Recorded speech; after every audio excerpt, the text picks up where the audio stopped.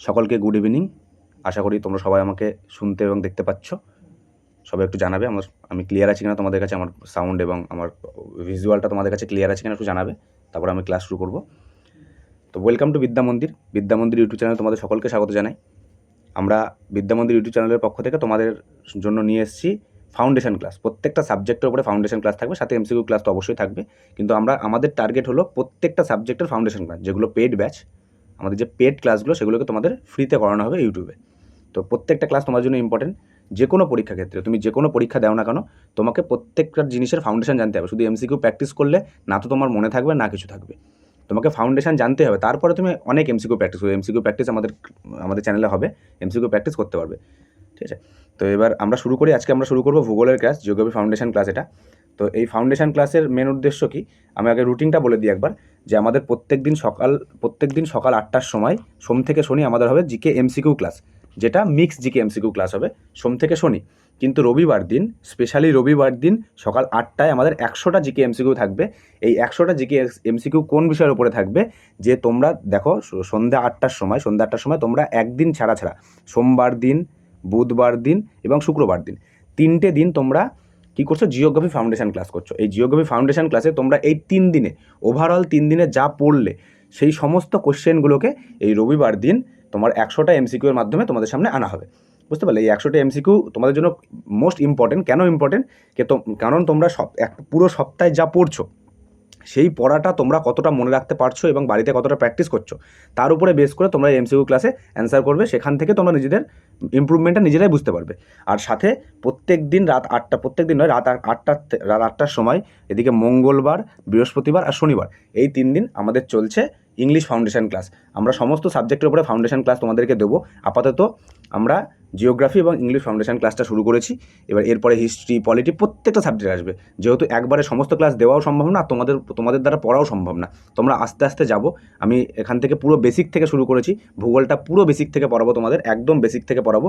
মানে ভূগোল ক্লাস করার পরে তোমার মনে হবে হ্যাঁ ক্লাস একটা করলাম, এটুকু গ্যারেন্টি আমি দিতে পারি, ঠিক আছে? আর রুটিনটা পুরোপুরি বলে দিই। আমরা সকাল 8টা বলে দিলাম, রাত 8টা বলে দিলাম।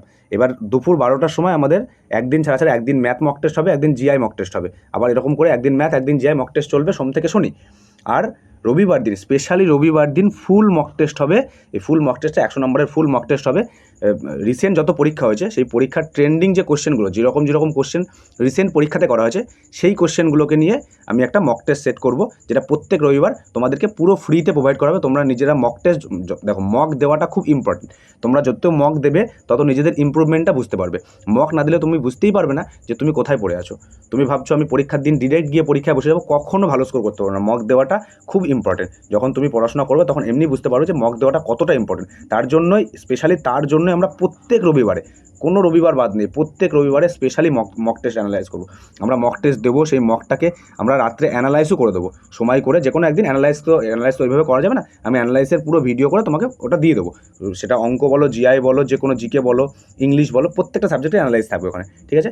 আর প্রত্যেক দিন সন্ধ্যা 6টার সময় আমাদের জিকে মক টেস্ট হবে, শুধুমাত্র রবিবার বাদ দিয়ে সোম থেকে শনি জিকে মক টেস্ট হবে। আর রাত 10টার সময় ইংলিশ মক টেস্ট হবে। এই ইংলিশ মক টেস্টটা তোমার জন্য খুব জরুরি, কারণ তোমরা সপ্তাহে 3টে করে, দেখো সপ্তাহে 3টে করে তুমি ইংলিশ ক্লাস করছো। এটা ইংলিশ ক্লাস করছো, ডেসক্রিপটিভ ক্লাস। আর সপ্তাহে রবিবার দিন তুমি ইংলিশ এমসিকিউ ক্লাস করছো। এখানেও আমি অনেকগুলো ইংলিশ এমসিকিউ নিয়ে আনবো। এই ইংলিশ এমসিকিউগুলো তোমার এই 3 দিনের যা ক্লাস থাকলো, 3 দিনের ক্লাসে যেই জিনিসগুলো তুমি প্র্যাকটিস করেছো তার উপরে বেস করেই এই রবিবারের এমসিকিউগুলো হবে। ইভেন এই প্রত্যেকটা রাত 10টার যে এমসিকিউ প্র্যাকটিসগুলো, মানে মকটা তোমরা দেবে, এটা তো প্র্যাকটিস ক্লাস হবে, মানে রবিবার দিন ওটা ক্লাস হবে প্র্যাকটিস। আর রাত 10টার সময় প্রত্যেকদিন যেটা হবে সেটা হলো আমাদের মক টেস্ট হবে, ইংলিশ মক টেস্ট। ওই মক টেস্টটা তোমরা অ্যাকচুয়ালি, আমরা ইউটিউবে আমাদের ক্লাস থাকবে দুটো, দিনে দুটো ক্লাস, একটা হলো সকাল 8টায়, একটা হলো রাত 8টায়। এই দুটো ক্লাস আমাদের ইউটিউবে থাকবে। আর বাকি ক্লাসগুলো এই দুপুর 12টা, সন্ধ্যে 6টা আর রাত 10টা, এই 3টে মক টেস্ট হবে আমাদের টেলিগ্রাম চ্যানেলে। তোমরা অবশ্যই আমাদের টেলিগ্রাম চ্যানেলে জয়েন হবে। আমি টেলিগ্রাম চ্যানেলের লিঙ্ক দিয়ে রাখছি আমাদের ডেসক্রিপশন বক্সে এবং পিন কমেন্টে, সেখান থেকে তোমরা অবশ্যই জয়েন হবে। জয়েন না হলে এই মকগুলো দিতে পারবে না। দেখো তোমরা জানো মানে আমাদের আপাতত পড়াশোনার কম্পিটিশান এমন জায়গায় দাঁড়িয়েছে যেখানে তোমরা একটা যদি প্র্যাকটিস সেট কিনতে চাও সেখানে 200, 250, 300 টাকা এরকম বিভিন্ন মার্কেটে বিভিন্ন বই পাওয়া যায় যেখানে অনেক দাম থাকে। শুধু বইয়ের দামটাও শুধু ম্যাটার করে না, ম্যাটার করে সেই বইয়ে তুমি এক্সপ্লেনেশন ঠিকঠাক পাবে না। তুমি মক দেওয়ার পরে তুমি যে শুধু অ্যান্সারটুকুই ঠিকঠাক দেখতে পারবে, কোনো বইয়ে তো অনেক ভুলও থাকে। তো আমাদের এখানে সুবিধা এটা যে তুমি মক দেবে, সেই মকের অ্যান্সার তো পাবে, সাথে তার পুরো ফুল ডিটেলস পাবে যে তুমি যদি কোনো কোশ্চেন ভুল করলে কেন ভুল হলো, ফুল ডিটেলস তুমি পাবে। এটাই হলো আমাদের এখানে ফায়দা। আর সবথেকে বড় কথা, এটা কোনো পেইড নয়, পুরো ফ্রিতে তোমাদের জন্য, পুরো ফ্রিতে আনা হয়েছে। এই সম্পূর্ণ যে রুটিনটা দিচ্ছ এটা পুরো ফ্রি ক্লাসের রুটিন, পুরো ফ্রি ক্লাস। এই যে ক্লাসগুলো রয়েছে এই ক্লাসগুলোও ফ্রি, এই মক টেস্টগুলোও ফ্রি, প্রত্যেকটা মক টেস্ট ফ্রি, প্রত্যেক দিন হবে। ঠিক আছে, চলো তাহলে। আচ্ছা, তোমরা আমাদের এই বিদ্যা মন্দির ইউটিউব টেলিগ্রাম চ্যানেল আছে, টেলিগ্রাম চ্যানেলে অবশ্যই জয়েন হবে। কেন জয়েন হবে? এখানে সমস্ত ক্লাসের নোটিফিকেশান তুমি পেয়ে যাবে, ডেলি ফ্রি মক টেস্ট পাবে, সমস্ত চাকরি পরীক্ষার আপডেট পাবে, সমস্ত ক্লাসের পিডিএফ ওখানেই পাবে। আমি আজকে যে ক্লাসটা নিচ্ছি এই ক্লাসের পিডিএফ তো তোমাদেরকে দেবো।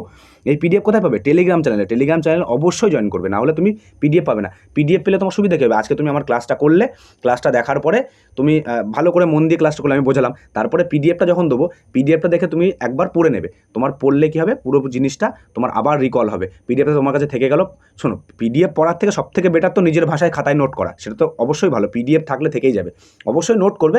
পিডিএফ পেলে তোমাকে পিডিএফ দেখে নোট করতেও সুবিধা হবে, কারণ আমি যখন ক্লাস করাচ্ছি, ক্লাস দেখবে, ক্লাস শুনবে, নোট করবে, তাতে করে তোমার ক্লাসের প্রতি একটু মানে যখন ক্লাস করবে তখন ক্লাসের থেকে মনটা লেখার দিকে সরে যাবে। তার থেকে বেটার তুমি ক্লাস করার সময় শুধু ক্লাস করো, পিডিএফ আমি দিয়েই দেবো, ক্লাস করার সময় লেখার দরকার নেই, পিডিএফ দিয়ে দেবো, পিডিএফ দেখে পরে ওটা লিখে নেবে। যদি কোথাও বুঝতে সমস্যা হয় আবার ক্লাস দেখবে, দেখে ওটাকে ভালো করে নিজের ভাষায় নোট করবে। তাহলে তোমার নিজের যখন নিজের ভাষায় নোট থাকবে না, তখন তোমার যখন সামনে পরীক্ষা আসবে তখন পড়তে তোমার সুবিধা হবে। নিজের ভাষায় ছোটো ছোটো করে নোট করবে, শর্ট নোট করার চেষ্টা করবে।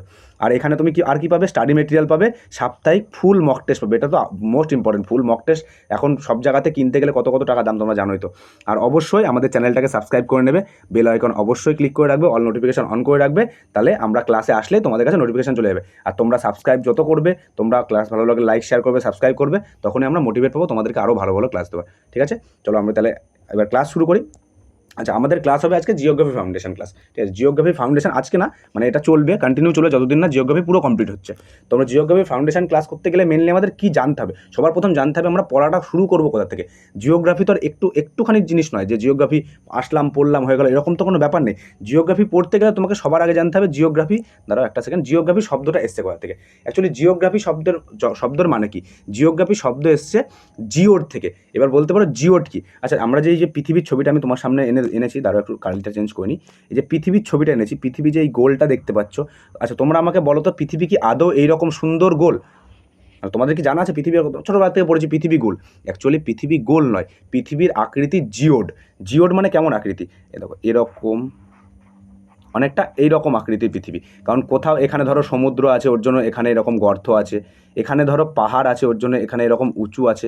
তো পৃথিবী মানে পুরোপুরি সমতল নয়, কোথাও উঁচু, কোথাও গর্ত, কোথাও মরুভূমি। পৃথিবীতে বিভিন্ন রকম বৈচিত্র্য দেখা যায়। আর পৃথিবীর আকৃতি জিওড আকৃতি, এই জিওড আকৃতি থেকেই জিওগ্রাফি শব্দটা এসছে। এই জিওড থেকে জিওগ্রাফি এসছে, বুঝতে পারলে জিওগ্রাফি শব্দের উৎপত্তি কোথা থেকে? তাহলে জিওগ্রাফি মানে মেনলি এবার তোমার মনে হতে পারে যে জিওড থেকে জিওগ্রাফি এসছে, তার মানে জিওগ্রাফি আমাকে শুধু পৃথিবী পড়লে হয়ে যাবে। না, মোটেও হবে না পৃথিবী পড়লে, কারণ পৃথিবীর বাইরের জগৎকেও আমাদেরকে পড়তে হবে। পৃথিবীর বাইরে আমাদের তারা আছে, মানে নক্ষত্র আছে, বিভিন্ন গ্যালাক্সি আছে, গ্রহ আছে, উপগ্রহ আছে, পৃথিবী ছাড়াও অন্য গ্রহ আছে, উপগ্রহ আছে, সমস্ত কিছুকে আমাদের কভার করে চলতে হবে, তবে গিয়ে একদম পুরোপুরি জিওগ্রাফি তোমাদের ক্লিয়ার হবে। তো মেনলি আমাদের কথা হলো আমরা পড়বো কীভাবে। পড়তে গেলে আমরা সবার প্রথম পড়তে হবে যেগুলো বড় টপিক, সেগুলোকে আমি একটু সাইড করে রাখবো। যেমন বড় টপিক বলতে আমাদের পৃথিবী আমাদের নিজের গ্রহ, আমাদের নিজের ভালোবাসার গ্রহ। তো আমাদের পৃথিবীকে আমরা একটু সাইড রাখবো। কেন সাইড রাখবো? কারণ পৃথিবীর মধ্যে পড়তে গেলে আমাদেরকে সব পড়তে হবে, ট্রোপোগ্রাফি পড়তে হবে, তারপরে আমাদের পৃথিবীর মধ্যে যত নদী আছে, পাহাড় আছে, ঝর্ণা আছে, সমুদ্র আছে, সব কিছুকে পড়তে হবে। পৃথিবীকে পড়তে গেলে পৃথিবীর ডিটেলসে পড়তে হবে। তখন আমরা মানে আমি যদি প্রথমেই পৃথিবী দিয়ে শুরু করে দিই না, তোমরা পৃথিবী পড়তে 3 মাস লেগে যাবে, তখন তোমাকে আর সাইডগুলো পড়তে ভালো লাগবে না। তাহলে আমরা কী করবো? যেগুলো ছোট টপিক আছে, মানে যেগুলো আমাদেরকে ছোট আছে, সেগুলোকে সবার আগে কমপ্লিট করবে। ছোট বলতে কি আছে, আমরা পড়বো এরকম সিকিউশন আছে। আমি চার্টটা নিয়েছি, চার্টটা কেমন? সবার প্রথমে আমাকে পড়তে হবে নক্ষত্রকে পড়তে হবে। এবার নক্ষত্রের মধ্যে তো লক্ষ কোটি নক্ষত্র আছে, সবাইকে কি পড়তে যাবো আমরা? নিশ্চয়ই অবশ্যই না, আমরা সবাইকে পড়তে যাব না। কেন সবাইকে পড়তে যাব না? কারণ যেগুলো আমাদের ইম্পর্টেন্ট সেইগুলো আমরা পড়বো, যেগুলো আমাদের চাকরির পরীক্ষাতে আসে এবং আমাদের সাধারণ জীবনেও ওইগুলোই লাগে, তার বেশি কিছু লাগে না। ঠিক আছে, এখানে শুধু চাকরির পরীক্ষা মেন বেস নয়, যে মনে করবে জ্ঞানের জন্য সেও পড়তে পারে, অবশ্যই পড়তে পারে। তো এর বাইরে থেকে এর বাইরে জ্ঞান পাওয়া মুশকিল আছে। তো নক্ষত্রকে পড়বো। এবার নক্ষত্রকে পড়তে গেলে প্রধানত আমাকে সূর্যকে পড়তে হবে। কেন সূর্যকে পড়তে হবে? সূর্য আমাদের নিজের নক্ষত্র, তাই না? সূর্য তো আমাদের নিজের, বাকি অনেক নক্ষত্র আছে, সূর্য তো একটা নক্ষত্র, সূর্য তো একটা তারা, সূর্যকে তো আমরা তারা বলতে পারি, কারণ সূর্য তো তারা, কারণ সূর্যের কাছে আলো আছে, তাপ আছে। আমি একটু পরেই নিয়ে আসবো তারা কাকে বলে, তখনই তুমি বুঝতে পারবে। তো প্রধানত আমাকে সূর্যকে পড়তে হবে, আর সূর্যের কাছের দুটো একটা নক্ষত্রকে আমরা জেনে রাখবো, যেগুলো শুধু নাম জানলেই হবে, তো তার অত ডিটেলস পড়তে হবে না। মাঝে মাঝে কোশ্চেনের নামটুকুই জিজ্ঞাসা করে, আর কিচ্ছু জিজ্ঞাসা করে না। তো প্রধানত আমাদেরকে সূর্যকে ডিটেলসে পড়তে হবে। তারপরে আমরা কি পড়বো? গ্রহকে পড়বো। এবার গ্রহকে কোন কোন গ্রহকে পড়তে হবে আমরা জানি যে আমরা ছোটোবেলায় কি পড়েছি, যে নবগ্রহ। আমরা ছোটোবেলায় পড়েছি তো, নয় নবগ্রহ নামটা পড়ার সময় পড়তে হয়েছিল, তো নয় নবগ্রহ, কিন্তু নামটা না, একে চন্দ্র পড়ার সময় পড়তে হয়েছিল নয় নবগ্রহ ওই কথাটা এখন আর এক্সিস্ট করে না। এখন আর নবগ্রহ নেই, এখন গ্রহ 8টা। কারণ আমাদের প্লুটো আর গ্রহের মধ্যে পড়ে না, প্লুটোকে বামন গ্রহ হিসেবে ধরা হয় এখন। তার জন্য গ্রহ আমাদের 8টা। কী কী গ্রহ আছে? বুধ, শুক্র, পৃথিবী, মঙ্গল, বৃহস্পতি, শনি, ইউরেনাস, নেপচুন। এই কটা গ্রহকে আমাকে পড়তে হবে। গ্রহের সাথে সাথে যখন আমি গ্রহ পড়বো, তার সাথে সাথেই প্রত্যেকটা উপগ্রহ, মানে যে প্রত্যেকটা বলা ভুল, মানে প্রত্যেকটা গ্রহের যে ইম্পর্টেন্ট উপগ্রহ রয়েছে সেই উপগ্রহকে পড়বো। এবার উপগ্রহের মধ্যে আমরা কাকে পড়বো? প্রধানত চাঁদকে পড়বো, কারণ চাঁদ আমাদের নিজের উপগ্রহ, মানে আমাদের পৃথিবীর উপগ্রহ চাঁদ। তো চাঁদ আমাদের নিজের কাছের মানুষ, তো চাঁদকে আমরা স্পেশালি পড়বো। তাছাড়াও আরও গুরুত্বপূর্ণ যে উপগ্রহগুলো রয়েছে, বিভিন্ন গ্রহের যে গুরুত্বপূর্ণ উপগ্রহ, সেগুলোকে পড়বো। কারণ আমরা যদি সমস্ত উপগ্রহকে পড়তে যাই তো হবে না, কারণ বৃহস্পতির একগাদা উপগ্রহ আছে, শনির একগাদা উপগ্রহ আছে, তো সমস্ত কিছু পড়াশোনা না। এদের মধ্যে যেগুলো ইম্পর্টেন্ট, যেই নামগুলো আমাদের পরীক্ষাতে আসে, সেইগুলোকেই আমরা মেনলি পড়বো। বুঝতে পারলে আমরা কী জানলাম, যে আমরা কী পড়বো না। যখন আমাদের এটা কমপ্লিট হয়ে যাবে, যখন এটা হলো পৃথিবীর বাইরে, কিন্তু যখন পৃথিবীর ভিতরে আমরা এন্ট্রি করব, তখন আমরা আমাদের টোপোগ্রাফি পড়বো। টোপোগ্রাফির মধ্যে তোমার পৃথিবীর ভিতরে, পৃথিবীর অভ্যন্তরে, মানে যেখানে লাভা থাকে, ম্যাগমা থাকে, ওই ব্যাপারটাকে পড়বো। পৃথিবীর বাইরে পড়তে গেলে, টোপোগ্রাফিতে পৃথিবীর বাইরে পড়তে গেলে আমরা পাহাড় পড়বো, ঝর্ণা পড়বো, সমুদ্র পড়বো, যা কিছু আছে, তুমি যা দেখতে পাও, যা শুনতে পাও, সব কিছুকে আমাদেরকে পড়তে হবে। তো একটু সময় লাগবে, আমি খুব আস্তে আস্তে পড়াবো, মানে ধীরে ধীরে যাবো, যাতে তোমাদের মাথার মধ্যে গিতে থাকে, আর তোমরা অবশ্যই জিনিসগুলোকে নোট করবে। চলো তাহলে আমরা আস্তে আস্তে ক্লাসের দিকে যাই। আচ্ছা, ক্লাসের দিকে যেতে গেলে আমাকে সবার আগে দেখতে হবে যে আমি যখন জিওগ্রাফি পড়বো, যখন আমরা সৌরজগৎ নয়, মানে আমরা যখন বিশ্ব ব্রহ্মাণ্ডকে পড়বো, বিশ্ব ব্রহ্মাণ্ড দেখতে কেমন হয়, তুমি ঘরের বাইরে বেরোবে, ঘরের বাইরে বেরোনোর পরে একটা পরিষ্কার আকাশে, যেদিন কোনো আকাশে মেঘ থাকবে না, পরিষ্কার আকাশে বেরিয়ে উপর আকাশের দিকে তাকালে তুমি এরকম কিছু একটা দৃশ্য দেখতে পাবে। এতটা ক্লিয়ার যদিও দেখা যায় না, তবে এরকম কিছু একটা দৃশ্য দেখতে পাবে। সেখানে তুমি ক্লিয়ার দেখতে পাবে যে বিভিন্ন এরকম ছোট ছোট তারা রয়েছে, তারা দেখতে পাবে, বিভিন্ন তারা দেখতে পাবে। তার মধ্যে এই যে এগুলো কিন্তু তারা নয়, এগুলো এক একটা গ্যালাক্সি, কিন্তু আমরা গ্যালাক্সি কি সেগুলোও জানবো। তো এরকম কিছু একটা দেখতে পারবে তুমি। এবার এই কিছু একটা, এইটা কিন্তু কিছু একটা না, এরকম অনেক আছে, মানে কোটি আরও কোটি আছে। তো সমস্ত, মানে ভূগোল, মানে আমি একটা কথা ভূগোল পড়ার আগে প্রথমেই বলে দিই, যে ভূগোলে যখন আমি কিছু শব্দ, মানে ছোট শব্দ ব্যবহার করো না, তখন ধরো বললাম যে সূর্য থেকে পৃথিবীর দূরত্ব ওই বেশি দূর না, একটুখানি। এবার একটুখানি মানে সেই একটুখানি কত আরব কোটি হবে তার ঠিক নেই, কিন্তু ব্যাপারটা হলো এরকম। মানে ভূগোল পড়তে গেলে আমাদেরকে ডিস্টেন্স বা কোনো পরিমাপ মানে প্রচুর বড় পরিমাপ হয়, বুঝতে পারলে? তাহলে আমরা পরের স্লাইডে যাই। এটা পৃথিবীটা তো আমি বলে দিলাম। এবার আমাকে প্রথম বললাম, আমাকে পড়তে হলে কী পড়তে হবে? নক্ষত্রকে পড়তে হবে। এবার নক্ষত্রের ডেফিনেশন কী হতে পারে? নক্ষত্রের ডেফিনেশন হতে পারে যে নক্ষত্রের কাছে নিজস্ব তাপ ও আলো থাকে, নক্ষত্রকেই আমরা তারা বলি, বুঝতে পারলে? তারপরে তারার মধ্যে হাইড্রোজেন হিলিয়ামে পরিণত হয়। হাইড্রোজেন হিলিয়ামে পরিণত হয়, ব্যাপারটা ঠিক বুঝলাম না।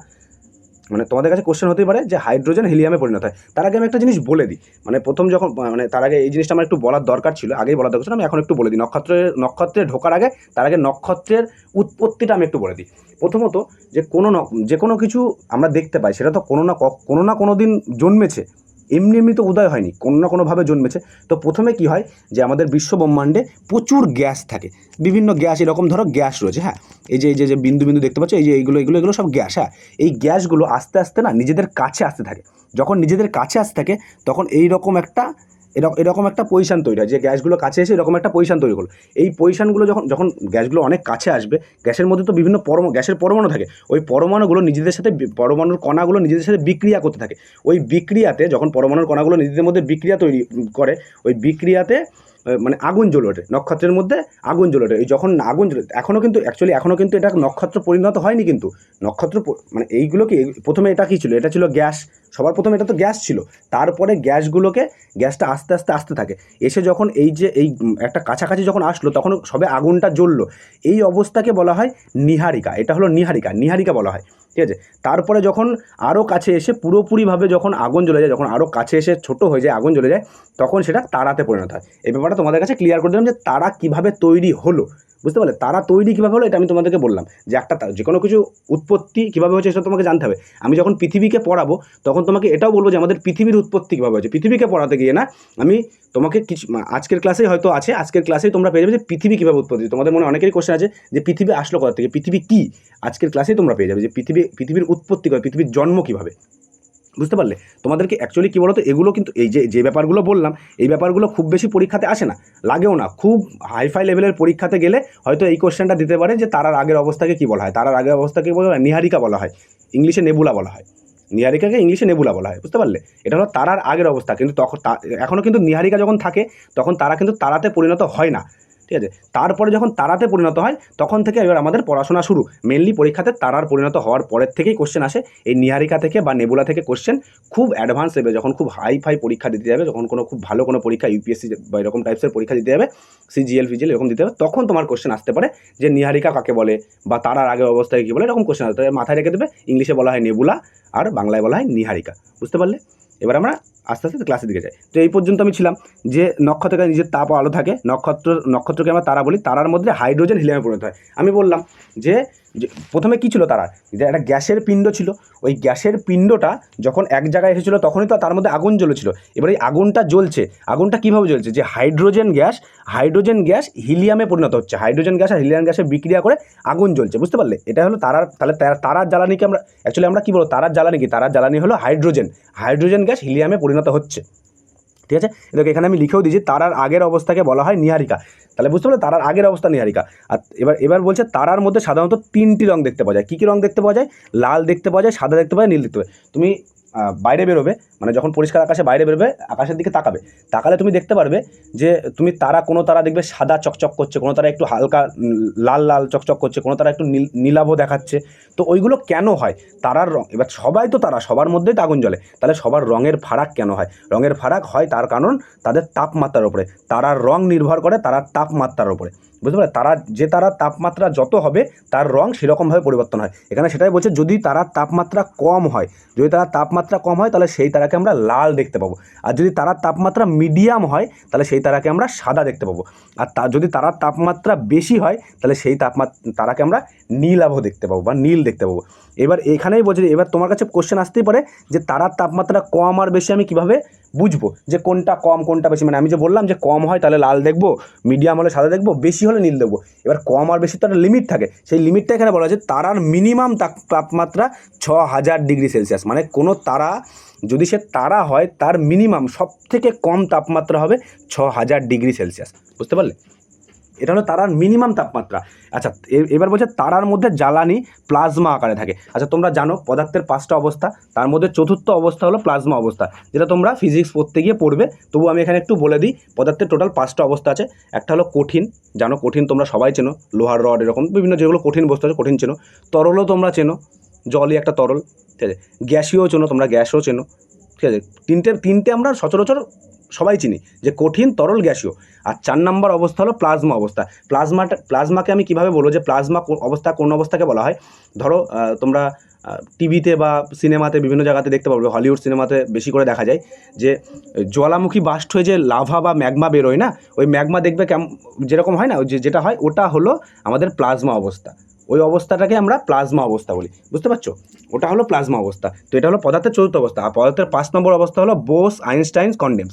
এটা হলো পদার্থের 5 নম্বর অবস্থা। এই 5 নম্বর অবস্থার পিছনে একটা কাহিনী আছে। কাহিনীটা এমন হলো যে আমাদের ভারতীয় বিজ্ঞানী বোস আর একটা ওই 5 নম্বর অবস্থাটার খোঁজ করেছিল। কিন্তু খোঁজ করার পরে যে ভারতীয়দের কন্ডিশন এমন ছিল যে তাকে মেনে নিত না। ওর জন্য সে ওই যে থিওরিটা আইনস্টাইনকে পাঠিয়েছিল। আইনস্টাইন ওটাকে সবার সামনে নিয়ে এসে নাম দিয়েছিল বোস আইনস্টাইন কনডেন্স।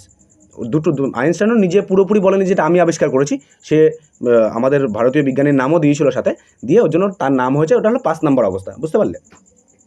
আচ্ছা ঠিক আছে, তাহলে পরের স্লাইডে যাই। পরের স্লাইডে বলছে তারার জ্বালানি হাইড্রোজেন। আমি একটু আগে বললাম তারার জ্বালানি হাইড্রোজেন। এইবার বলছে তারার জ্বালানি, এবার বলছে তারা যখন মানে যখন কোনো তারা হাইড্রোজেন কমে আসে। দেখো একটা জিনিস বুঝবে, যে কোনো কিছুর মধ্যে হাইড্রোজেন গ্যাস তো তারার মধ্যে ছিল, অনেক গ্যাস এক জায়গায় হয়ে তো তারা তৈরি হয়েছিল। এবার জ্বলতে কন্টিনিউয়াসলি জ্বলেই যাচ্ছে, জ্বলতে জ্বলতে কখনো না কখনো তো কম হবে, কখনো না কখনো তারার গ্যাস তো কমতে থাকবে, সেটা তো শেষ হবে একদিন না একদিন। জ্বালানি কতদিন থাকতে পারে? একদিন না একদিন তো শেষ হবে।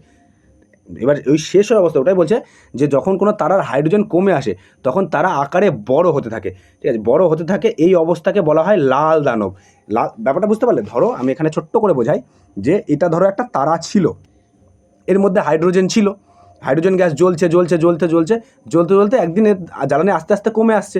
যত কমছে তত তারা না আকারে বড় হতে থাকছে, তারা আকারে বড় হচ্ছে। এই বড় যখন হলো এই অবস্থাকে বলা হয় লাল দানব অবস্থা। দেখো এখানে বলে দিয়েছে যে তারা যে এই অবস্থাকে বলা হয় লাল দানব, ঠিক আছে, বুঝতে পারলে? এবার বলছে যে তারার লাল দানব অবস্থার পর এই দেখো তারার লাল দানব অবস্থার পর আসে শ্বেত বামন অবস্থাতে আসে, ঠিক আছে। শ্বেত বামন অবস্থা কি এরকম, এখান থেকে লাল দানব থেকে তারা অ্যাকচুয়ালি এরমভাবে ব্যাপারটা আমি ছবি এঁকে বোঝাই যে তারা টোটাল এই লাল দানবের পর থেকে দুদিকে যেতে পারে, একটা এদিকে যেতে পারে, একটা এদিকে যেতে পারে, একটা এদিকে যেতে পারে। এই যদি উপরের দিকে যায় তাহলে সেটা হলো শ্বেত বামন অবস্থা। এই অবস্থাটা হলো শ্বেত বামন অবস্থা। আমি অন্য কালি পেনটা নিই তাহলে তোমরা ভালো বুঝতে পারবে, ব্ল্যাকটা নিই। এটা হলো শ্বেত বামন অবস্থা, এটা হলো শ্বেত বামন অবস্থা। এই যে সেটাই বলছে যে তারা লাল দানব অবস্থার পর শ্বেত বামন অবস্থা যায়, তখন তারার জ্বালানি প্রায় শেষ হয়ে যায় এবং তারা চকচক করা প্রায়, এখানে প্রায় হবে, প্রায় বন্ধ করে দেয়, পুরোপুরি বন্ধ করে না কিন্তু প্রায় বন্ধ করে দেয়। যে তারা মানে এই অবস্থাতে শ্বেত বামন অবস্থাতে তারার কাছে জ্বালানি প্রায় নেই বললেই চলে, মানে অনেকটাই শেষ হয়ে যায়। এবার তারপরে বলছে তারা শ্বেত বামন অবস্থার পর আসে কালো বামন অবস্থা, মানে এর পরে আসবে এই আরেকটা অবস্থা আসবে, সেটা হলো কালো বামন অবস্থা। এই অবস্থায় তারা সম্পূর্ণ জ্বালানি হারিয়ে ফেলে এবং চকচক করা পুরো বন্ধ করে দেয়। মানে বুঝতে পারলে যে এই কালো বামন অবস্থায় তারা তার সম্পূর্ণ জ্বালানি ছিল সব শেষ করে ফেলেছে এবং তারা একটা মানে আর কোনোভাবে তারা চকচক করবে না, তারা পুরোপুরিভাবে নিস্তেজ হয়ে গেছে এই অবস্থাতে, বোঝা গেল? এইবার তারপরে আসছে, এবার আমি বললাম যে তারা লাল দানব অবস্থার পর দুদিকে যায়। দেখো এই লাল দানব অবস্থাতে তারা মানে সমস্ত তারাকে লাল দানব অবস্থাতে যেতেই হবে, তারার জ্বালানি শেষ হবে, তারা আকারে বড় হবে, লাল দানব হবেই হবে। কিন্তু লাল দানব হওয়ার পরে প্রত্যেকটা তারা শ্বেত বামন বা কালো বামন হবে না, কোনো তারা শ্বেত বামন বা কালো বামন হবে। আর একটা তারা আর এক রকমভাবে যাবে, সেটাই এখানে বলছে। কিন্তু মাথায় রাখতে হবে লাল দানবের পর শ্বেত বামন এবং কালো বামন অবস্থা শুধুমাত্র ছোট তারার ক্ষেত্রেই হয়। এইটুকু মাথায় রাখবে যে শুধুমাত্র ছোট তারার ক্ষেত্রে হয়। এই যে শ্বেত বামন আর কালো বামন, এটা শুধুমাত্র যে তারা ছোট আকারে ছোট সেই তারাই এই পথ অবলম্বন করে। বড় তারা, এই দেখো এখানে বলছে বড় তারা অভিনব তারা হয়, মানে এখানে আরেকটা তারা হবে, মানে যদি এই তারাটা ধরো বড় তারা ছিল, বড় তারায় নিচের দিকে আসছে, এটা হলো অভিনব তারা। এবার এই অভিনব তারাকেই আমরা বিস্ফোটক তারাও বলি, মানে এই তারা কি হয় না ব্লাস্ট করে যায়। এবার তোমার কাছে কোশ্চেন, ব্লাস্ট কেন করে? মনে হতে পারে যে ব্লাস্ট করছে, এই দেখো অভিনব তারাকেই আমরা বিস্ফোটক তারাও বলা হয়। এই ব্লাস্ট কেন করে তার পেছনে ব্যাপার হলো কোনো একটা কিছু টিকে থাকে তার সেন্টারের উপরে। ধরো এই একটা জিনিস রয়েছে, এবার এর সেন্টার হলো এটা। এবার একটু পরে আমি তোমাদেরকে পড়াবো যে যখন সূর্যকে পড়বো তখন ভালো করে পড়বো যে টেম্পারেচার ব্যাপারটা। সূর্যের দেখবা কোরের টেম্পারেচার সব থেকে বেশি। কোর মানে কি? এই মিডিল পোর্শনটা, সেন্টারের টেম্পারেচার সব থেকে বেশি। এবার যেখানে টেম্পারেচার সব থেকে বেশি তার মানে সেখানে জ্বালানির পরিমাণও সব থেকে বেশি, আর সেখানে জ্বালানির পরিমাণ সব থেকে বেশি মানে সেখানে জ্বালানি জ্বলছেও বেশি। এবার যখন জ্বলছে তখন সবার আগে শেষ কী হচ্ছে? মিডিলটা শেষ হচ্ছে। যখন কোনো কিছু সেন্টার যখন শেষ হয়ে যায় তখন সে তার মানে যে কোনো কিছু, তুমি ধরো একটা ঘরকে ধরো, ঘর টিকে থাকে কিসের ওপর? তার ঢালাইয়ের ওপর, তার সেন্টারের ওপর টিকে থাকে। যখন সেন্টারই নড়বড়ে হবে তখন তো ঘর অটোমেটিক ভেঙে পড়বে। যখন ওই তারার অবস্থাও তাই হয় যে যখন কোনো তারা আকারে যদি ছোটো তারা হয় তাহলে তো একরকমভাবে সামলে নেয়, কিন্তু তারা যদি আকারে খুব বড় হয় তখন সে সামলাতে পারে না। তার সেন্টার যখন সেন্টারের জ্বালানি যখন শেষ হয়ে যায় প্রায়, তখন সে আর নিজেকে সহ্য করতে পারে, সে ব্লাস্ট করে যায়। সেটাই বলছে এখানে এই পয়েন্টটা, সেখানে এই পয়েন্টটা একটু লক্ষ্য করো। দাঁড়াও কালিটাকে চেঞ্জ করি। এই যে এটাই বলছে যে বড় তারা অভিনব তারা হয়, অভিনব তারাকে বিস্ফোটক তারাও বলা হয়, যে এই তারা অভিনব তারা হওয়ার পরে বিস্ফোট করে। এইবার বলছে যে অভিনব তারা যখন বিস্ফোরণ করে, পরের পয়েন্ট দেখো, অভিনব তারা যখন বিস্ফোরণ করে তখন হাজার হাজার ছোট ছোট তারাতে পরিণত হয়। সেই ছোট ছোট তারার মধ্যে যে টুকরো বড় তাকে বলা হয় নিউটন তারা। ধরো এই অভিনব তারাটা বিস্ফোট করলো, এবার বিস্ফোট করার পরে এবার তুমি উদাহরণস্বরূপ বুঝতে পারো যে একটা লাড্ডু নেবে, ঠিক আছে, এবার ওই লাড্ডুটার মধ্যে ছোট্ট একটা কালিপটকা ঢুকিয়ে দেবে, কালিপটকা ঢুকিয়ে দিয়ে ধরিয়ে দেবে কালিপটকাটাকে, যখন কালিপটকাটাকে ফাটবে তখন লাড্ডুর যে ছোটো ছোটো ছোটো ছোটো দানাগুলো ছিল ওই দানাগুলো চারিদিকে ছড়িয়ে যাবে। এবার চারিদিকে ছড়িয়ে গিয়ে কোনো দানা তো বড়ও থেকে যাবে, কোনো দানা ছোটো থাকবে, ঠিক আছে, এরকম থাকবে, তো সব তো একই রকমভাবে ছড়াবে না। তো ওটাই বলছে যে দানাটা মানে যে টুকরোটা, এই যে এখানে বলছে, দাঁড়াও এক সেকেন্ড একটু মুছে নিই, এই বলছে যে এই যে অভিনব তারা যখন বিস্ফোরণ হাজার হাজার ছোটো ছোটো তারায় পরিণত হয়, সেই ছোটো ছোটো তারার মধ্যে যে টুকরো বড় তাকে বলা হয় নিউট্রন তারা। এই যে একটা টুকরো, কোনো একটা টুকরো বড় হলো, এই বড়টার নাম হয়ে গেল নিউট্রন তারা। আমি এখানে আঁকি, এটা ভালো হবে, এ দেখো এটা হলো নিউট্রন তারা। যে টুকরো চকচক করে তাকে বলা হয় পালসার। বুঝতে পারলে, যে টুকরো এর মধ্যে কোনো একটা টুকরো তো চকচক করবে। এবার কেন চকচক করবে? চকচক করার পিছনে কারণ, যখন এই যে এটা তো লাল দানব, এই লাল দানবের পরে যখন আমার শ্বেত বামন বা কালো বামন হয়েছিল, কালো বামন অবস্থায় তার কাছে কোনো জ্বালানি ছিল না, কিন্তু শ্বেত বামন অবস্থাতে তো ছিল, শ্বেত বামন অবস্থাতে তো কিছু অল্প হলেও জ্বালানি বেঁচেছিল। ঠিক যেমন শ্বেত বামন অবস্থাতে জ্বালানি বেঁচেছিল, শ্বেত বামন কে হয়েছিল? যে ছোট তারা ছিল। কিন্তু যে বড় তারা ছিল সে কী হয়েছিল? সে তো শ্বেত বামন হয়েছিল না, সে কী হয়েছিল? অভিনব তারা হয়েছিল। এই অভিনব তারার মধ্যেও তো, তার মানে এই শ্বেত বামনে জ্বালানি থাকলে অভিনব তারার মধ্যেও তো জ্বালানি থাকবে। এবার সেই জ্বালানি থাকা অবস্থাতে যখন সে ব্লাস্ট করছে তখন কোনো একটা টুকরো তো বেরোবে যার মধ্যে তখনও জ্বালানি বেঁচে আছে।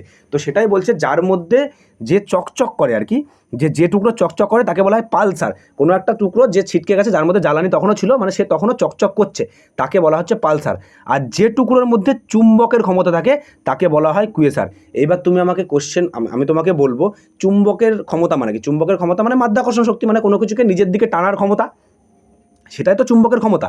এবার তুমি আমাকে বলো, আমাদের পৃথিবী, এই যে আমাদের পৃথিবীর কাছে কি চুম্বকের ক্ষমতা নেই? অবশ্যই আছে পৃথিবীর কাছে আমাদের চুম্বকের ক্ষমতা, কারণ পৃথিবী তো মানে পৃথিবীর মাধ্যাকর্ষণ শক্তির জন্যই তো আমরা পৃথিবীর উপরে দাঁড়িয়ে থাকতে পারি। তুমি কি ভাবছো, এটা যদি পৃথিবী হয়, ধরো এটা পৃথিবীর কি আমরা কি এখানে রয়েছি? না, এখানে কি আছে? এখানে মাটি আছে, জল আছে, ম্যাগমা আছে, বিভিন্ন খনিজ পদার্থ আছে, বহুত কিছু এই ভিতরে আছে, পৃথিবীর ভিতরে কোরে আছে। আমরা কোথায় আছি? আমরা হলো পৃথিবীর এই গায়ে গায়ে এরকমভাবে বাইরে লেগে রয়েছি। এবার পৃথিবী অ্যাভারেজে আমি একটা গোল ধরে নিচ্ছি, এবার যদি পৃথিবী অ্যাভারেজে গোল হয়, এটা যদি উপর পিঠ হয় তাহলে এটা তো নিচের পিঠ, তাহলে তো আমরা এরকম নিচের দিকটা ছিটকে ছিটকে চলে আসতাম, আসি না তো? কেন আসছি না? তার কারণ পৃথিবী তার মাধ্যাকর্ষণ শক্তির মাধ্যমে আমাদেরকে টেনে রেখে দিয়েছে, আমাদেরকে ধরে রেখেছে তার মাধ্যাকর্ষণ শক্তির মাধ্যমে। ইভেন তুমি যখন কোনো ঢিলকে আকাশের দিকে ছুড়ে দেবে, তো যতক্ষণ তোমার হাতের শক্তিটা যতটা ছিল ততক্ষণ পর্যন্ত ঢিল ট্রাভেল করবে আকাশে, তারপরে ঢিল অটোমেটিক আবার নিচের দিকে আসতে থাকবে। নিচের দিকে কেন আসতে থাকে? কারণ পৃথিবীর মাধ্যাকর্ষণ শক্তি, এটা নিউটন আবিষ্কার করেছিল, পৃথিবীর মাধ্যাকর্ষণ শক্তি, সেসব পরে আসবে। নিউটন কী আবিষ্কার করেছিল না করেছিল, আপেল পড়েছিল মাথার উপরে, সেসব গল্প তোমরা ছোটোবেলা থেকে শুনেছ। তো ও মাধ্যাকর্ষণ শক্তি আবিষ্কার করেছিল, তো পৃথিবীর কাছে মাধ্যাকর্ষণ শক্তি আছে। এবার তুমি আমাকে বলো, পৃথিবীর কাছে মাধ্যাকর্ষণ শক্তি যতক্ষণ আছে, তার মানে পৃথিবীকে কি আমরা কুয়েসার বলতে পারি না? এই যে বলছে যে তারার কাছে মাধ্যাকর্ষণ, সেটা হলো কুয়েসার। তো তার জন্য আমি বললাম যে তোমাদেরকে কিছুক্ষণ পরেই আমি পড়াবো যে পৃথিবীর উৎপত্তি কথা থেকে, পৃথিবীও কোনো না কোনো দিন কোনো একটা বড় তারার, ছোট নয় কিন্তু, ছোট তারা হলে তো কালো বামনে গিয়ে শেষ হয়ে যেত, পৃথিবীও কোনো না কোনো দিন কোনো একটা বড় তারার একটা ছোট্ট অংশ ছিল, সেখান থেকে ছিটকে এসে পৃথিবীর কাছে না ছিটকে এসছে, পৃথিবীর কাছে কোনো রকম জ্বালানি ছিল না, তাই পৃথিবী চকচক করতে পারেনি। আবার পৃথিবী আকারে খুব বড়ও হয়নি, তার জন্য সে আমার নিউট্রন তারা হতে পারেনি, ঠিক আছে, না নিউট্রন তারা হতে পেরেছে, না পালসার হতে পেরেছে। তাহলে কি হয়েছে? কুয়েসার হয়েছে। এবার তুমি বলতে পারো কুয়েসার যতক্ষণ হয়েছে তাহলে আমরা পৃথিবীকে পৃথিবী কেন বলি, কুয়েসার কেন বলি? আরে এটা তো তোমাকে বুঝতে হবে, তুমি তোমার নিজের ভালোবাসার মানুষকেই তো বলো, ওগো শুনছো? এটাই হলো ব্যাপার, যে মানে লোকের বউকে বলতে পারবে, নিজের বউকেই তো বলবে। তো এখানেও সেরকম ব্যাপার যে পৃথিবী আমাদের নিজের, তাই ওকে ভালোবেসে আমরা নাম দিয়েছি পৃথিবী আমাদের নিজের, লোককে থোড়ি নাম দেবো আমরা ভালোবেসে। এটাই হলো ব্যাপার, যে পৃথিবী অ্যাকচুয়ালি, তাহলে পৃথিবী কি? পৃথিবী একটা কুয়েসার, এটা মাথায় রাখবে। পৃথিবীর উৎপত্তি তোমাদেরকে বুঝিয়ে দিলাম যে অ্যাকচুয়ালি দেখো, এইগুলো কিন্তু কোনো দিন পরীক্ষাতে সেইভাবে দেয় না। হ্যাঁ, দিতেই পারে কুয়েসার কি, কুয়েসারের মধ্যে তখন আসতে পারে যে কুয়েসারের মধ্যে 4টে অপশান দেবে, কুয়েসারের মধ্যে চুম্বকের ক্ষমতা থাকে, কুয়েসার চকচক করে, কুয়েসার তারার একটা বড় টুকরো, এরকম বিভিন্ন অপশান দিতে পারে। তার মধ্যে কী হবে? পৃথিবী কুয়েসারের মধ্যে চুম্বকের শক্তি থাকে, কিন্তু কখনো তোমাকে এই কোশ্চেন দেবে না, এখনও পর্যন্ত দেয়নি যে পৃথিবী কুয়েসারের অংশ ছিল কি না। হ্যাঁ, এবার দেয়নি বলে এমন না যে দিতে পারেই না, দিতেও পারে, না দেওয়ার কিছুই নেই।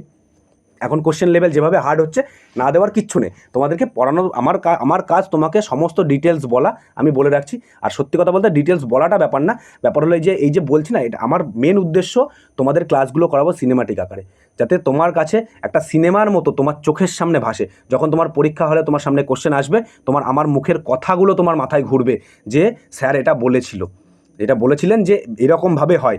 গল্পর আকারে পড়ানো, আমার উদ্দেশ্য তোমাদেরকে সব কিছু গল্পের মতো করে পড়ানো। পড়ার মতো পড়লে মনে থাকবে না, কিন্তু গল্প শুনলে মনে থাকবে। আমি সেই গল্পটার কথাই বলার চেষ্টা করছি, বুঝতে পারলে? তো এইবার হলো কুইএসআর গেল। এইবার তারপরে কি হচ্ছে যে নিউটন তারা ধীরে ধীরে ব্ল্যাক হোলে পরিণত হয়, যে এই পয়েন্টটা। এবার তোমরা ছোটোবেলার থেকে অনেকেই শুনেছো, বিভিন্ন সিনেমা বিভিন্ন কিছুতে ব্ল্যাক হোলের নাম শুনেছো। ব্ল্যাক হোল কী জিনিস এবার আমাকে বুঝতে হবে, ব্ল্যাক হোল কী জিনিস। ব্ল্যাক হোল এমন একটা জিনিস যখন কোনো কিছুর ঘনত্ব অত্যাধিক, ধরো কোনো কিছুকে, ধরো তুমি ময়দা নিয়েছো, ময়দা মানে যেটাকে আমরা গুঁড়ো ময়দা বলি, ওই গুঁড়ো ময়দা রয়েছে তোমার কাছে 1 কেজি। হ্যাঁ, এবার 1 কেজি গুঁড়ো ময়দা যখন তুমি রেখে দেবে কোনো একটা গামলা বা কিছুর উপরে, দেখবে অনেকটা দেখাবে, অনেক বড় দেখাবে, মানে 1 গামলা ভরে যাবে। তো এবার যখন ওটার মধ্যে জল দিয়ে যখন তুমি ওটাকে মাখবে, তখন দেখবে আস্তে আস্তে সেটা ছোট হতে থাকছে। হ্যাঁ, যত চাপবে দেখবে ছোট হতে হতে যতটা জায়গা ভরেছিল ততটা জায়গা ভরেনি, কিন্তু ছোট হয়ে গেছে। কিন্তু ছোট হয়ে গেছে, ছোট হওয়া সত্ত্বেও কি তার মধ্যে 1 কেজির থেকে কি কমে গেছে, 700 হয়ে গেছে, 800 হয়ে গেছে? নিশ্চয়ই হয়নি। 1 কেজি আরও বরঞ্চ বেড়ে গেছে, কারণ তুমি তার মধ্যে জল দিয়েছিলে।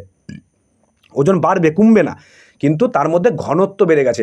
তো যখন তোমার নর্মাল ময়দা ছিল, যখন গুঁড়ো ময়দা ছিল, তখন গুঁড়ো ময়দা তুমি 1 চামচ তুলে নিলে যা ওজন হতো, কিন্তু এখন মাখা ময়দা 1 চামচ তুলে নিলে তার থেকে অনেক বেশি ওজন হবে, সেটার ঘনত্ব বেড়ে যায়। আর এই ব্ল্যাক হোলই সেরকম, যে নিউট্রন তারা কী ছিল, একটা বড় তারা ছিল। তুমি কী বলেছিলাম, নিউটন তারা যে টুকরো বড় হয়, এই যে এখানে দেখো যে টুকরো বড় হয় সেটাই তো নিউটন তারা তো বড় ছিল।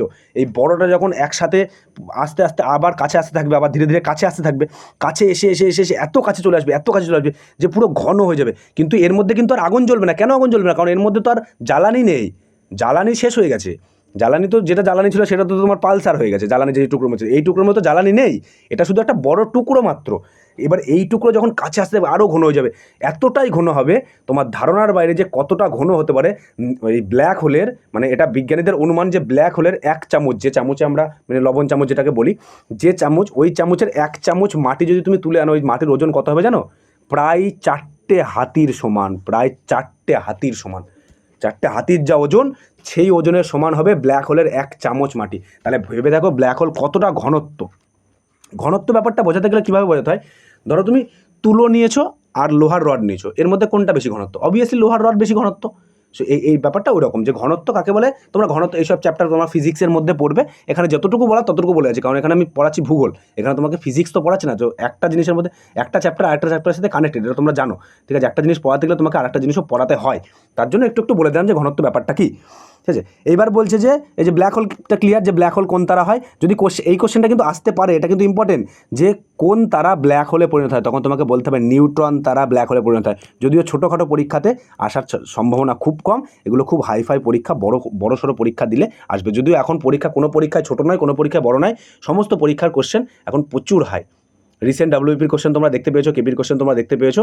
এখন আর ওই রকম নর্মাল বাবর কোথাকার শাসক ছিল, বাবরের ছেলের নাম কি ছিল, এসব কোশ্চেন আর দেয় না পরীক্ষাতে। এখন সব অ্যাডভান্স কোশ্চেন আসছে। তার জন্য আমাদের চ্যানেলের উদ্দেশ্য এটা, যে তোমাদেরকে রিসেন্ট ট্রেন্ডিং অনুযায়ী পড়ানো, যাতে তোমরা প্রথম থেকে প্রিপেয়ার থাকো। যদি সোজা কোশ্চেন আসে তাহলে তো তোমরা পারবেই, কিন্তু কঠিন কোশ্চেন আসলেও যারা তোমরা পারতে পারো। এরপরে আমি যখন ইতিহাস ক্লাস করবো, পলিটি ক্লাস করবো, তখন তোমাকে দেখাবো পলিটির একটা দুনিয়া দেখাবো, ইতিহাসের একটা দুনিয়া দেখাবো। পুরো প্রথম থেকে শুরু করবো ইতিহাস, প্রথম থেকে শুরু করবো পলিটি। ওরকমভাবে কোনো দিন করনি। শুধু চ্যানেলের সাথে লেগে থাকো, চ্যানেলটাকে সাবস্ক্রাইব করে রাখো, তোমাদেরই উপকার হবে।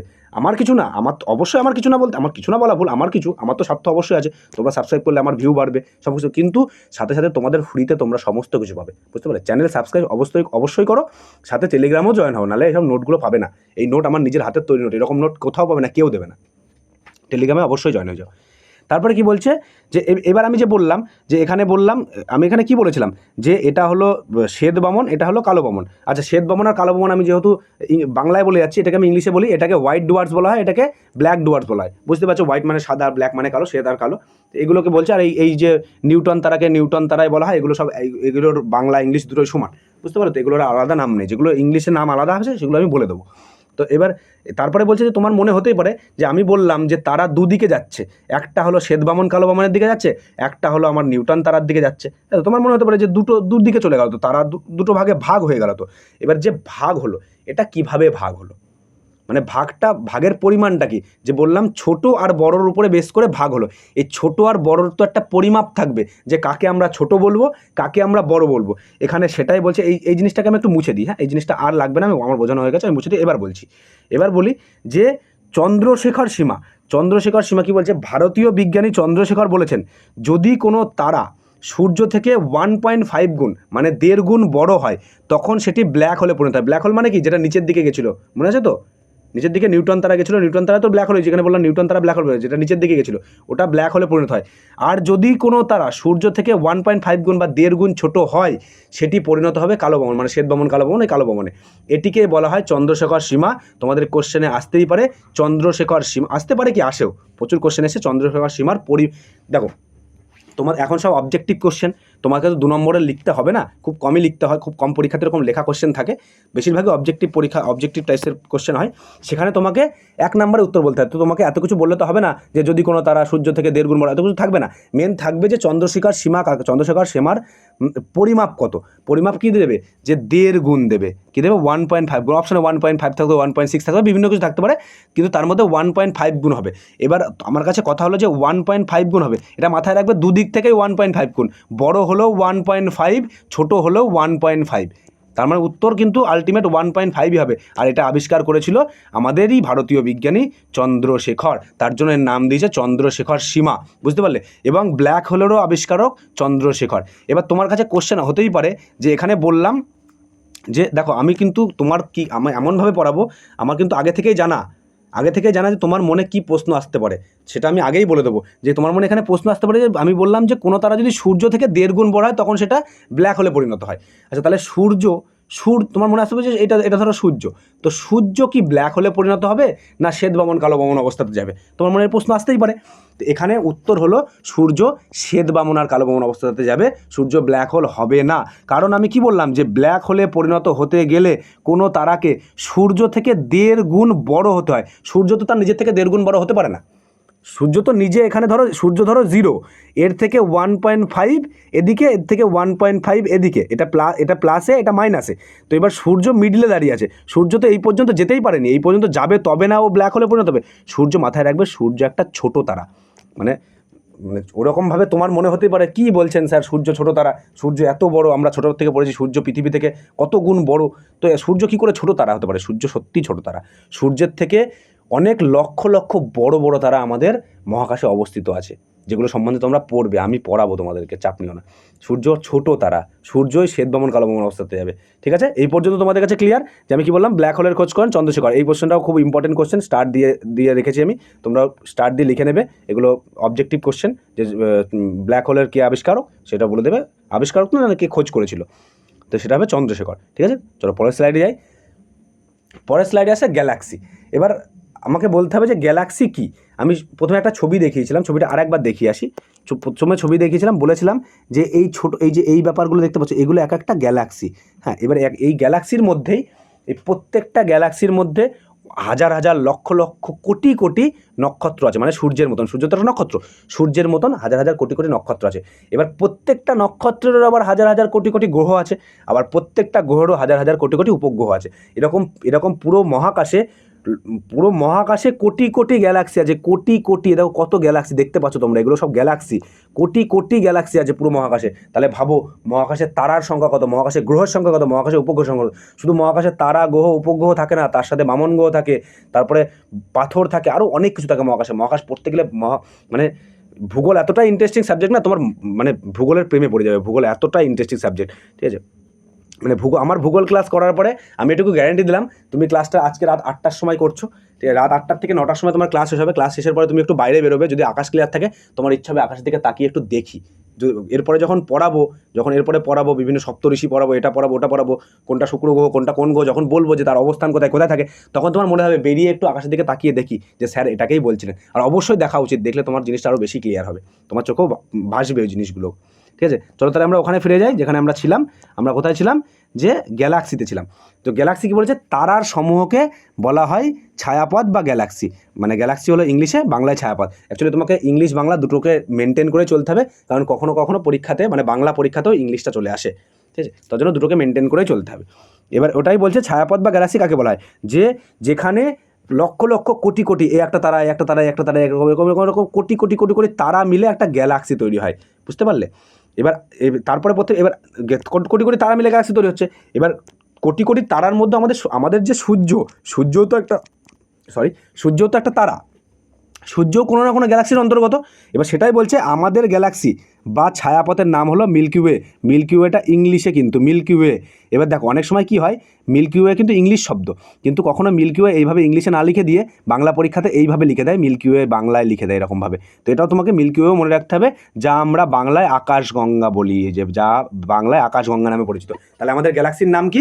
আকাশগঙ্গা বা মিল্কি ওয়ে। বুঝতে পারলে? হিন্দিতে মন্দাকিনী বলা হয়, হিন্দিতে আমাদের আকাশগঙ্গাকে মন্দাকিনী বলা হয়। বুঝতে পারলে? এক একটা ভাষা একরকমভাবে বলা হয়। তোমাকে হিন্দি জানতে হবে না, তোমাকে বাংলা আর ইংলিশ জেনে রাখলেই হবে, কারণ ইংলিশটাও লাগে বাংলাটাও লাগে। বুঝতে পারলে? আমাদের আকাশগঙ্গার নাম কি তাহলে? মিল্কি ওয়ে বা মন্দাকিনী। মন্দাকিনী না, আকাশগঙ্গা। তাহলে পৃথিবী মানে মন্দাকিনী না, কেন মন্দাকিনী হিন্দিতে। তো বলছে পৃথিবী যেমন, দেখো এখানে এই পয়েন্টটা, যে পৃথিবী যেমন সূর্যের চারপাশে প্রদক্ষিণ করে, জানো তো এটা তো সবাই জানো যে পৃথিবী সূর্যের চারিদিকে ঘুরছে, ঠিক সেই রকমই সূর্য তার ছায়াপথে প্রদক্ষিণ করে। ধরো আমি তোমাকে দেখাই, ছবি এনেছি আমি, দাঁড়াও একটা সেকেন্ড, আমি ছবিটা তো এনেছিলাম, এই যে ছবি, যে দেখো এটা হলো আমাদের পৃথিবী, জানো তোমরা, এই যে আর্থ, এটা হলো আমাদের পৃথিবী, এটা হলো সূর্য। এই যে তার এই যে কক্ষপথ না, এই যে এটা দেখো কক্ষপথ, এরকমভাবে কক্ষপথ রয়েছে, এটা ওদিকে গোল হবে। আমি একটা সাইডের ছবি নিয়ে এসেছি। তো পৃথিবী যেমন এই যে কক্ষপথে তার সূর্যের চারিদিকে ঘুরে, পৃথিবী কেন, বুধ, শুক্র, পৃথিবী, মঙ্গল, বৃহস্পতি, শনি, ইউরেনাস, নেপচুন, প্লুটো, প্রত্যেকটা গ্রহ, প্রত্যেকটা উপগ্রহ ঘুরছে। দেখো গ্রহ ঘোরে সূর্যের মানে তার নক্ষত্রের চারিদিকে, উপগ্রহ ঘোরে এই যে, যদি আমি একটু মুছি ব্যাপারটা, এরকম পৃথিবীর চারিদিকেও না এরকম একটা পথ আছে। এই পথে আবার এইখানে আবার এটা হলো চাঁদও আবার পৃথিবীর চারিদিকে ঘুরছে এরকমভাবে। মানে গ্রহ ঘুরছে নক্ষত্রের চারিদিকে, উপগ্রহ ঘুরছে আমাদের গ্রহের চারিদিকে। তাহলে এই নক্ষত্র বা সূর্য, এটা তো নক্ষত্র, এও তো কারোর না কারোর চারিদিকে ঘুরবে এইভাবে। সেটা কার চারিদিকে ঘোরে? তার নিজের ছায়াপথের চারিদিকে ঘোরে। মানে এই দুনিয়ায় কেউ স্থির নয়, কেউ থেমে নেই, প্রত্যেকে ছুটছে। তুমি যেমন ছুটছো, আজকে চাকরি পেতে হবে, তোমাকে পড়তে হবে, ছুটতে হবে, দৌড়তে হবে। সকালে উঠে মাঠে যাচ্ছ, দৌড়তে যাচ্ছ, আবার এসে পড়তে বসছো, কোনো রকম খাচ্ছ না, ঘুমোচ্ছ না, বিশাল পড়াশোনা করছো। অবশ্যই তোমাকে করতে হবে, কারণ এই পুরো বিশ্ব ব্রহ্মাণ্ড কেউ থেমে নেই। তুমি যদি থেমে থাকো তুমি পিছিয়ে পড়বে, এটা মাথায় রাখতে হবে যে তুমি যাতে পিছিয়ে না পড়ো, অন্যের থেকেও বেশি স্পিডে ছুটতে হবে। তুমি দেখলে পাগল হবে। দেখো তুমি একবার যে তোমার স্পিডটা, যদিও এত স্পিড মানুষের হওয়া সম্ভব না, তবু একবার দেখায় স্পিডটা দেখো। যে পৃথিবী যেমন সূর্যের চারিদিকে প্রদক্ষিণ করে, ঠিক সেই রকমই সূর্য তার ছায়াপথকে প্রদক্ষিণ করে।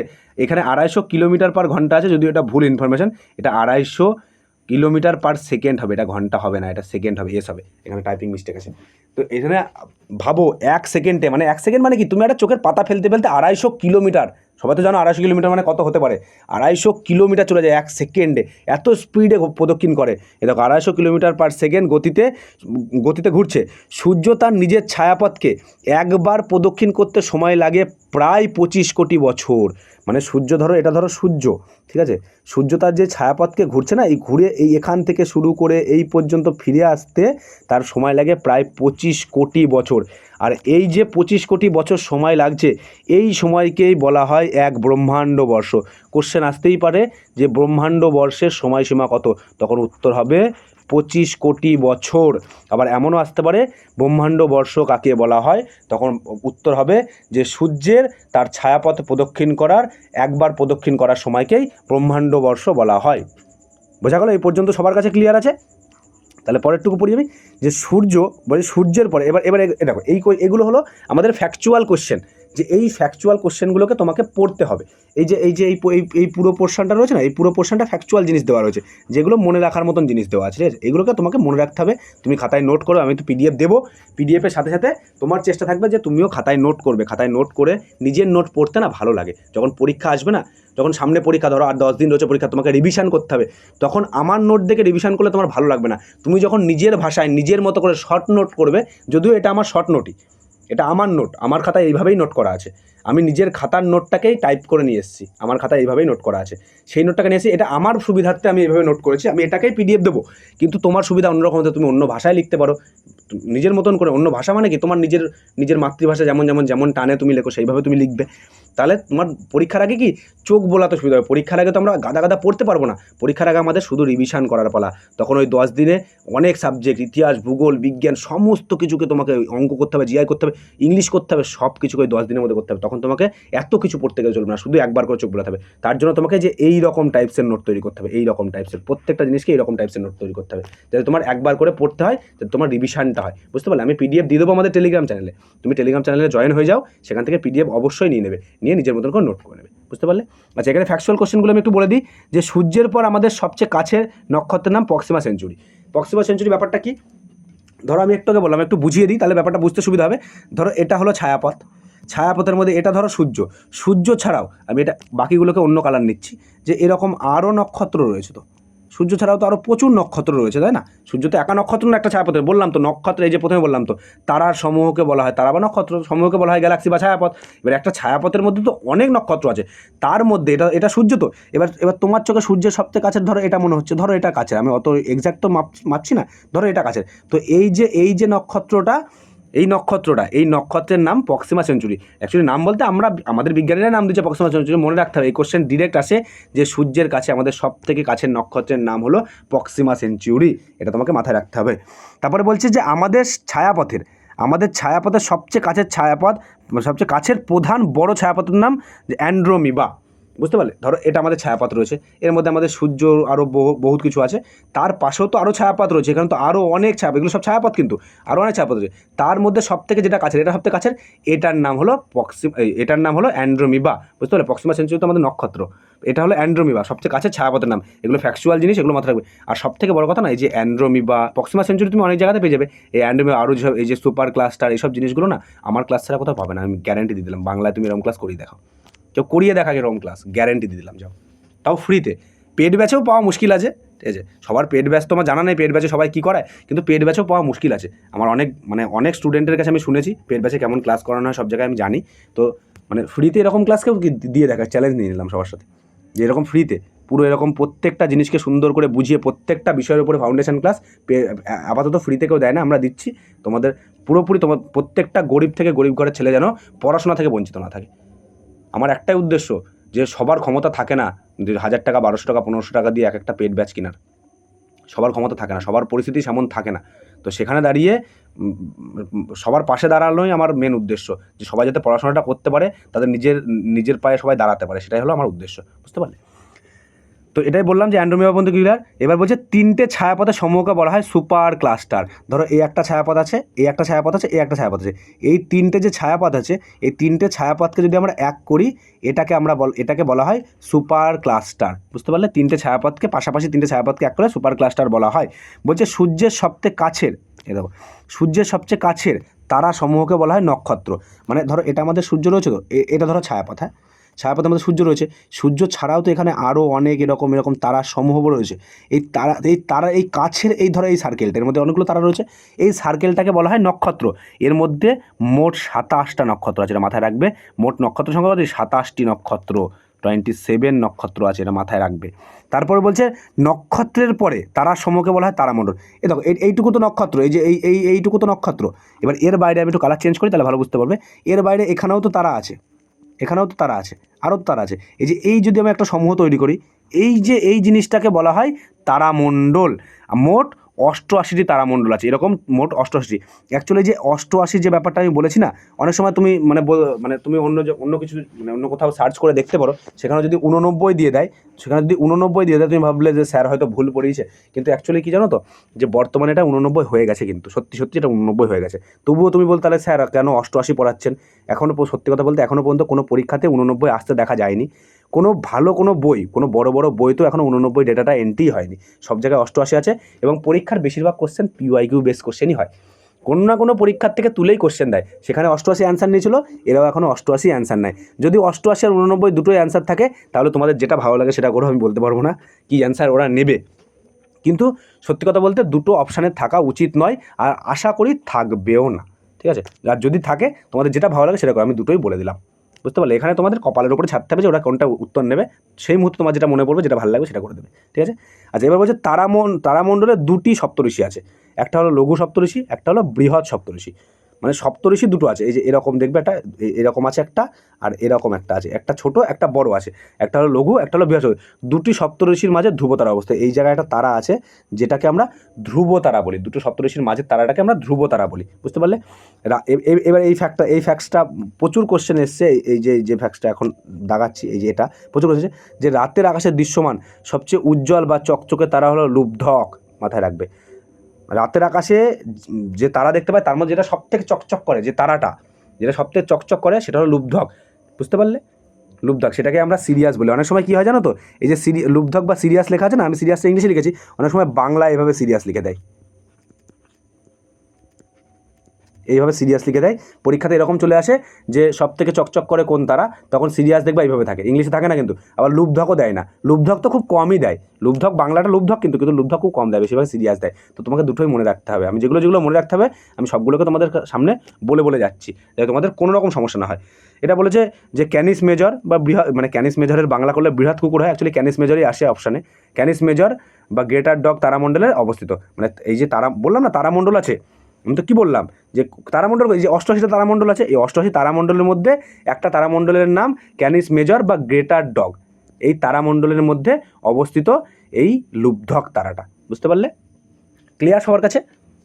আচ্ছা, এবার একটা কথা, যেটা মেন কথা বলার, যে দেখো আমি ক্লাসটা, মানে মেনলি আমার ক্লাসের উদ্দেশ্য, আমি একটা স্লাইড নিই, তাহলে বোঝাতে পারবো যে আমার ক্লাস করানোর উদ্দেশ্য তোমাদেরকে বোঝানো, এমনভাবে বোঝানো যাতে ক্লাসের মধ্যেই তোমাদের 90% কভার হয়ে যায়, পরে একবার শুধু চোখ বোলাবে, তাহলে তোমাদের ক্লিয়ার হয়ে যাবে, পরীক্ষার আগে শুধু একবার রিভিশন করবে, আর কিছু লাগবে না। তার জন্য আমি কি করছি, আমার সমস্ত ক্লাস, আমার ইংলিশ ফাউন্ডেশন ক্লাসও চলছে, আমার জিওগ্রাফি ফাউন্ডেশন ক্লাস বর্তমানে চলছে, এরপরে আশা করছি আমি পলিটি আনবো বা হিস্ট্রি আনবো, কোনো একটা আনবো, তো যেটাই আনবো আবার টার্গেট থাকবে আমার ক্লাস ম্যাক্সিমাম 1 ঘন্টার মধ্যে নিয়ে যাওয়া, 1 ঘন্টার মধ্যে আমি ক্লাসটাকে শেষ করার চেষ্টা করবো। কেন বলছি, ধরো আজকে তুমি যে এত কিছু পড়লে না, এই যে এত কিছু পড়লে, ধরো এই যে এখান থেকে, ধরো আমি যদি এখান থেকে শুরু করি, যে এখান থেকে এই যে প্রত্যেকটা পয়েন্টকে তুমি পড়ে যাচ্ছ, এই এত কিছু যখন পড়ছো, তো এত কিছুকে তোমাকে তো মনেও রাখতে হবে, শুধু পড়লে তো হবে না, শুধু আমি ক্লাস করাচ্ছি, ক্লাস করলাম, হয়ে গেল, তা তো হবে না, তোমাকে নিজে পড়তে হবে, মনে রাখতে হবে, শুধু ভূগোল পড়লে হবে না, আরও অনেক কিছু পড়তে হবে।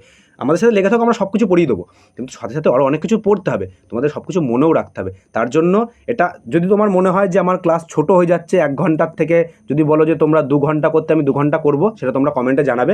কিন্তু আমার মনে হয় অল্প অল্প করে খাওয়া ভালো, বেশি খেলে বদহজম হবে, ঠিক আছে? অল্প অল্প করে খাও, সেটা তোমাদের জন্যই উপকারী।